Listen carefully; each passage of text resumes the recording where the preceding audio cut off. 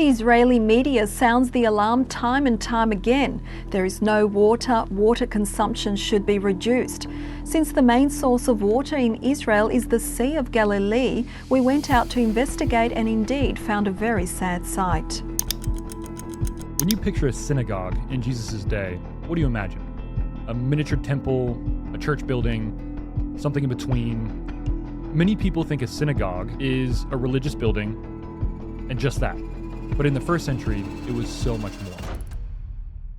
The floor is still there. Basalt stone tiles, mosaic rosettes cut from limestone, laid by hand 2,000 years ago, in a building where fishermen and farmers gathered on the Sabbath. A floor that was walked on by people who lived in the same world as the events described in the New Testament. Not as legend, not as art, but as daily life. And now, because the Sea of Galilee is disappearing, it's coming back. In the summer of 2025, the lake dropped below its critical red line for the first time in years, not by a little. Hydrologists watching the daily measurements described it as a rate of decline. The lake had simply never produced in the modern era, more than 2.5 meters in a single year. The driest winter in nearly a century. A heat wave that evaporated centimeters off the surface in a matter of days, and as the water pulled back, the shoreline began to change in a way that no living person had ever seen. What the receding water exposed was not just rock and mud, it was a city, or what's left of one. A first-century Jewish town, complete with a harbor, a marketplace, ritual bathing pools, and at least 2 synagogues, had been sitting partially submerged and partially buried along the western shore of the Galilee for 2,000 years. Archaeologists had been carefully excavating its outer edges for over a decade. The water's retreat is now revealing sections of it that no one had ever planned to find this way. The water level crisis that is alarming hydrologists and water engineers across Israel is simultaneously, yes, producing one of the most extraordinary windows into the world of first-century Judaism that archaeology has ever opened. This is the part where the story gets stranger than the headline suggests. Stand on the western shore of the Sea of Galilee on a clear morning, and the first thing you notice is the silence. Not a dead silence. There are birds along the water's edge and the faint sound of boats somewhere on the lake. But it's a silence that feels earned, heavy, like the land itself is aware of what it's carrying. The lake is called the Kinneret in Hebrew. To Christians, it's the Sea of Galilee. To historians, it's Lake Tiberias. By any name, it's the lowest freshwater lake on the surface of the earth, sitting more than 200 meters below sea level, cradled in the Jordan Rift Valley. They're surrounded by basalt hills that turn golden in the late afternoon light. The air smells faintly of minerals and warm grass. The water, when it's at normal levels, is a deep blue-green. In 2025, in many stretches, the water's edge has retreated so far that you can walk across pale, cracked lake bed to reach it. Researchers had been watching the numbers all year. The drop from one October to the next had never, not once in the decades since systematic measurement began, been this steep. A water authority official put it plainly in a press briefing. We are seeing a drop of more than 2.5 meters per year. In previous droughts, the average was between 90 centimeters and 1.2 meters. Those aren't complicated numbers. What they mean practically is that something unprecedented is happening. This is not the first time the lake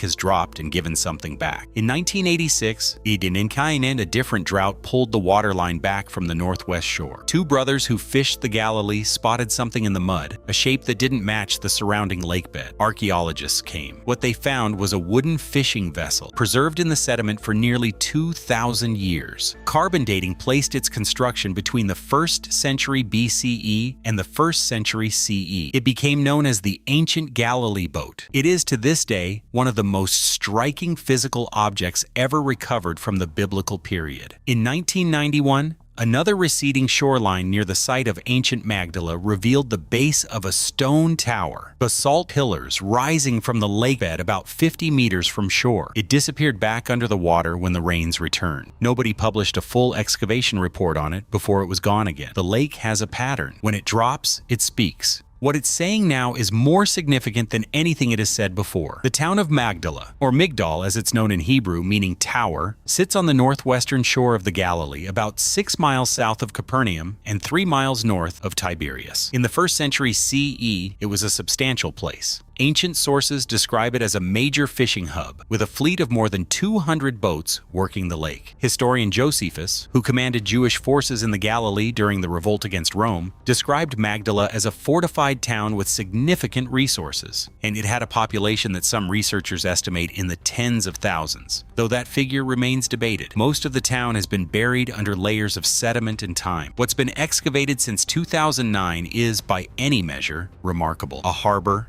a marketplace, 4 ritual bathing pools, mikvaot, fed not by rainwater collection as was standard elsewhere, but by underground springs connected to the lake itself. And in the middle of it all, discovered less than a foot below the surface when a construction project broke ground for a hotel, the remains of a 1st century synagogue with mosaic floors and plastered, decorated walls. The team didn't find a ruin. They found a room, almost intact. Beneath the bronze coin of Herod Antipa, minted in Tiberias in approximately 29 CE, that was recovered from under the mosaic floor, yes, the dating was unambiguous. This building was in use at the same moment that the events described in the Gospel of Luke were taking place, less than 6 miles up the shore. That's worth slowing down for, not as theological argument, as archaeological fact. And then, in 2021, a second synagogue turned up at Magdala, on the other side of the road. 2 synagogues in a single 1st century town that had never been found anywhere before. The question researchers had quietly been asking for years, how much of ancient Magdala was still down there, still intact, still waiting, was now being answered by the water pulling back. The first detail that stops archaeologists cold when they stand in the excavated section of the Magdala synagogue isn't the famous stone in the center, though that's coming, it's the floor. The mosaic floors from the 1st century are not supposed to survive this well. They survive in fragments, in patches, in isolated tiles, scattered across a scatter zone. They don't survive in continuous fields of interlocking geometric patterns with rosette motifs preserved well enough to photograph. And they especially don't survive on a lakefront site at the edge of a body of water that has risen and fallen many meters over 2 millennia, subject to flooding, mineral intrusion, root damage, and the simple physical weight of centuries of sediment pressing down from above. The Magdala synagogue floor survived all of it. Researchers studying the preservation noted that the sediment layers that buried the building, the same layers that concealed it for 2,000 years, also protected it. Irahanas, the town was violently destroyed during the Roman suppression of the Jewish revolt in 67 CE. Josephus describes the Battle of Magdala with brutal specificity. The survivors taken captive, thousands sold into slavery, the lake itself running red. The buildings didn't burn in a way that left charred voids.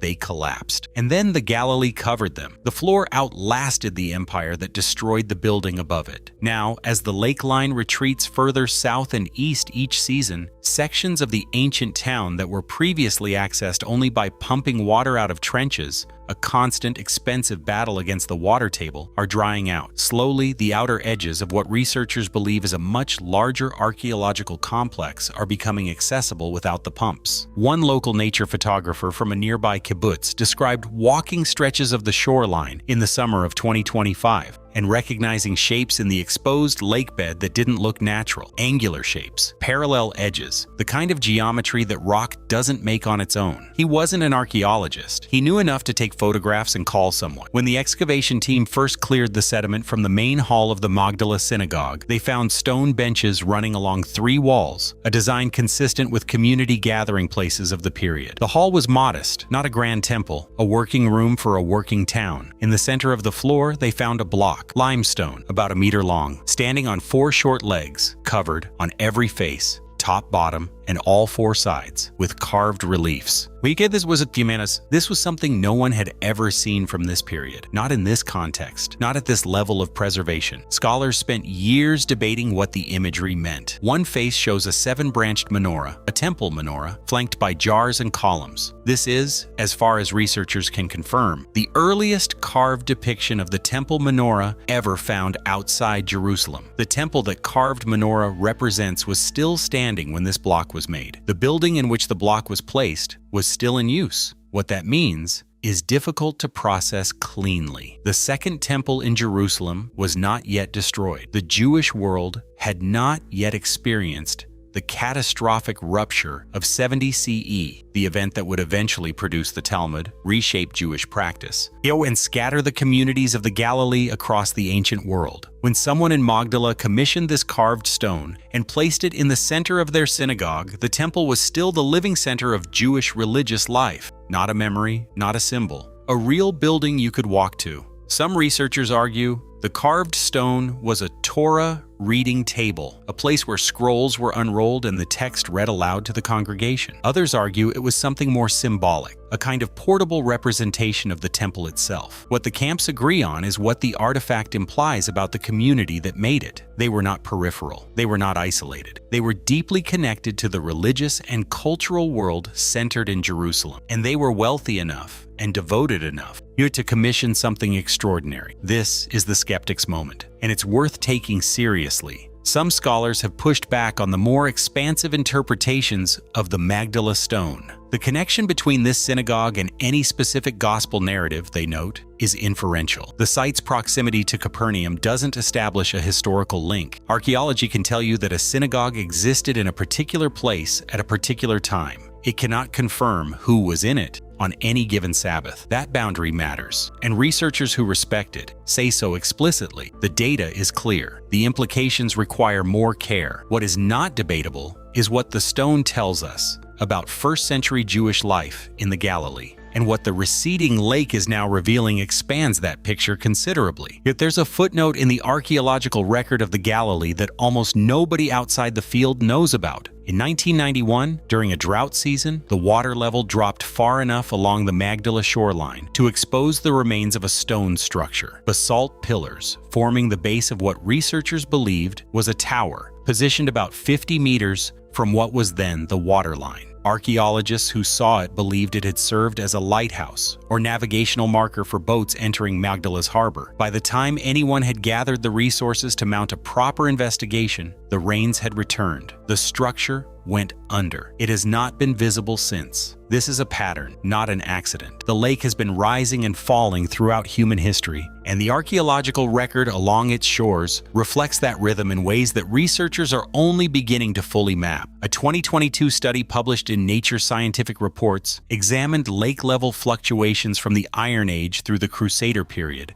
using excavation data from two shoreline sites, one on the eastern shore, one at Magdala itself. Their findings: the lake's level during the late Hellenistic and early Roman period, precisely the 1st century CE, sat several meters higher than it does today, and higher than it did in the Byzantine and Crusader periods that followed. What that means practically is that the harbor at Magdala, the marketplace, sections of the synagogue complex were all built at a time when the waterline ran very close to the building's foundations. The town was designed to work with the lake at a specific level. As the lake dropped in subsequent centuries, the outer structures of the town were progressively abandoned and eventually submerged by sediment rather than water. The lower levels of the archaeological complex, the foundations, the floors, the objects that fell and were never retrieved, sat sealed in a layer of compressed sediment and declining water table. Until now, if the water continues its current rate of decline, researchers estimate that sections of Magdala's shoreline that have not been accessible in the modern era will emerge over the coming seasons. The question archaeologists are quietly asking, the one that doesn't appear in press releases, is whether what surfaces in those sections will change what we currently believe we know. The 1st century harbor, the warehouses where fish were salted and packed for Roman markets, the buildings that didn't make it into the excavation zone because they were too close to the water, they are still down there. Here is where a viral angle exists, and it's worth addressing directly. In the months following early reports about the Galilee water crisis, a number of videos circulating on social media made a specific claim that the dropping lake was imminently about to reveal the house of Mary Magdalene, or that a secret chamber beneath Magdala was about to be exposed. Some versions pushed further, suggesting that archaeological authorities were suppressing the findings. None of that is sourced. The suppression claim has has no documented basis, but here's what those videos were clumsily pointing at and why they spread. Magdala is genuinely believed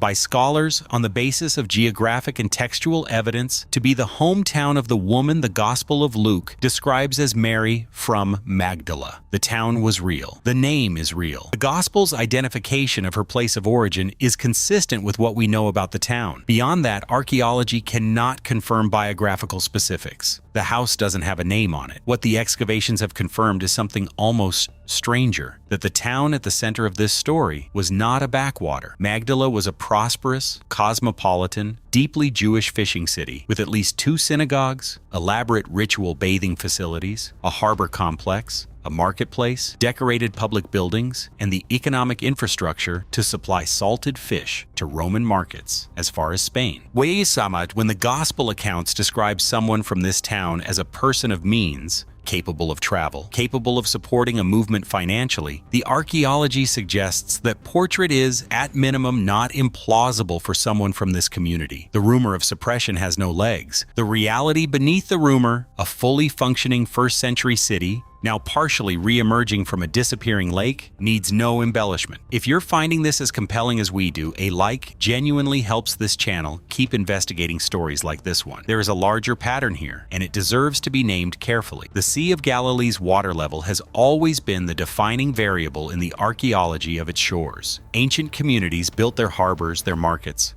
and their synagogues in relationship to where the water was. When the water shifted, through drought, through climate variation, through human diversion, communities moved with it, or were swallowed by it. The town of Magdala was destroyed by Rome in 67 CE, but its buildings were effectively sealed by hydrology. Not war, not fire. The slow, patient work of water and sediment. What's happening now is the reverse of that process. Researchers who study lake-level reconstruction using archaeological data have documented that the 1st century CE was a period of relatively high water in the Galilee. The lake sat higher than at almost any point in the subsequent 1,000 years. The town of Magdala was built for that water. It was oriented around it. The ritual baths drew from it. The harbor was calibrated to it. When the lake's level dropped in the centuries after the Roman destruction, it didn't just expose the ruins, it preserved them. The retreating water table, combined with the weight of sediment accumulation from the surrounding hills, created a sealed environment that slowed the decay of organic materials, protected mosaic floors, and kept the geometry of stone structures intact. One interpretation, controversial but consistent with the geological data, suggests that the lake's current decline is actually approaching levels not seen since the Byzantine period, roughly 1,400 years ago. If that trajectory continues, what surfaces may not be the familiar outer edges of Magdala already visible to excavators. It may be sections of the town that have not been exposed since the 5th or 6th century CE. That's a time frame that does something specific to the theological imagination. Some scholars have noted, carefully and with the appropriate caveats, that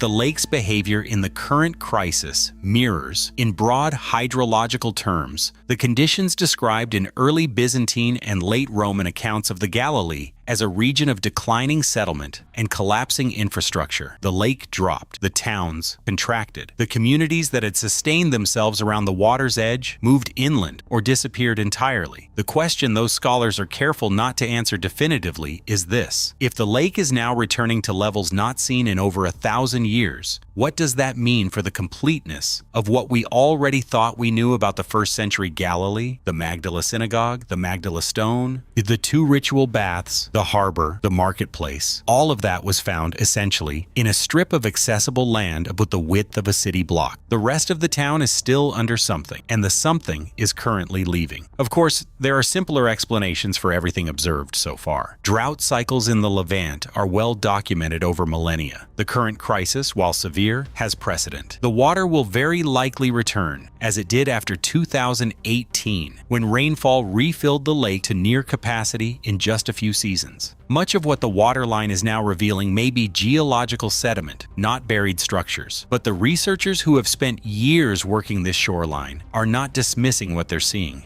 They're moving carefully. Precisely because what they've found so far has consistently exceeded what they expected to find. the floor that was not supposed to survive, the stone that was not supposed to exist, the second synagogue that was not supposed to be there. 3 times, Magdala has produced something that changed the frame, and the water is still going down. There's a specific moment that a volunteer excavator described after a dig season at the Magdala site. Not a professional archaeologist, just someone who had applied to help out during the summer. She was assigned to a section near the eastern aisle of the synagogue, working a small trowel across what looked like compacted sediment. At a certain point, the trowel made a different sound, not a thud, a scrape. The kind of sound you only get on worked stone. She stopped, called the team lead over, and reached down with her fingers. Mosaic tiles, an entire row of them, undisturbed, exactly where the people who laid them had put them 2,000 years ago. She said later that what struck her was not the age of it. It was the ordinariness. Someone had sat on the floor of that room to lay those tiles. Someone had mixed the mortar, pressed each piece, wiped away the excess. Someone had stood back and looked at their work and decided it was good. A person with arms that got tired, with a lunch break somewhere in the middle of it. The water is not revealing relics, it's revealing lives. This matters right now in 2025 and 2026. In a way it didn't 10 years ago. Israel is in the middle of a water crisis that has produced a response unprecedented in human history, pumping desalinated Mediterranean seawater back into a freshwater lake just to slow the decline. The technology to do that didn't exist a generation ago. The need to do it didn't exist a decade ago. And yet here they are, running pipes from the Mediterranean to the Kinneret, reversing the direction of the country's water carrier, trying to give the lake back what the climate took. Meanwhile, the lake itself is answering with something nobody engineered. What the dropping water is uncovering is not just an archaeological site. It's a record of how a community built itself around the same lake, the same water, the same hills, the same light at the same latitude 2,000 years ago. Yet they built synagogues close enough to the shore that the ritual baths could draw directly from the lake. They oriented their harbor to the prevailing winds. They laid mosaic floors in public buildings that they expected to stand for generations. They did not expect to be destroyed. Most people don't. The site at Magdala is currently in the custody of ongoing archaeological projects, overseen by Israeli academic and antiquities authorities. As the waterline retreats, the question of what new sections can legally be surveyed, excavated, and protected is being worked out in real time. New areas cannot simply be walked through because the water has left them exposed. They are fragile, they are wet, and they are increasingly visible to people who are not archaeologists. Yet the section of shoreline that has now emerged north of the main excavation zone is not yet in anyone's published research brief. It has not been formally surveyed. A team is planning access. That word, planning, is doing a lot of work right now because the water doesn't wait for permits. The Sea of Galilee has been called many things across the centuries. A miracle site, a fishing ground, a geopolitical flashpoint, a water reservoir, a symbol. What it has never been called, until now by the people watching its edges pull back, is an archive. Every time the lake drops in human history, something returns that was believed to be gone. A boat, a lighthouse, a harbor wall, a floor. The current decline is the steepest in modern recorded history. What it is uncovering along the shore of ancient Magdala is a question that will not be fully answered until a team with trowels and brushes can get to the sections the water just left behind. Here is where the story forces a choice. The simplest reading is that this is a climate tragedy that happens to have an archaeological silver lining, a crisis that briefly exposes antiquity before the water returns and covers it again as it has before, a footnote to a water emergency. But there is another reading, and it sits with you. Every previous drought that exposed something along the Galilee's shore produced an artifact, a boat, a tower base, an ancient harbor that changed what researchers believed they knew about the first century world. Each time the exposure was temporary. Each time, not everything found could be fully documented before the water returned. Each time, the record that came back up was more complete than anyone expected. If that pattern holds, were the synagogues, the mosaic floors, the carved stones, the ritual baths, were they waiting? Is this a coincidence of hydrology and archaeology? Or is the lake, in its slow withdrawal, functioning as something more deliberate, returning piece by piece, a record that was sealed rather than destroyed? You don't have to believe in anything to find that question genuinely unresolved. Was the water keeping these things safe, or was it always going to give them back? If that question stayed with you, share this with someone who needs to hear it. The floor is still there, and the water is still going down.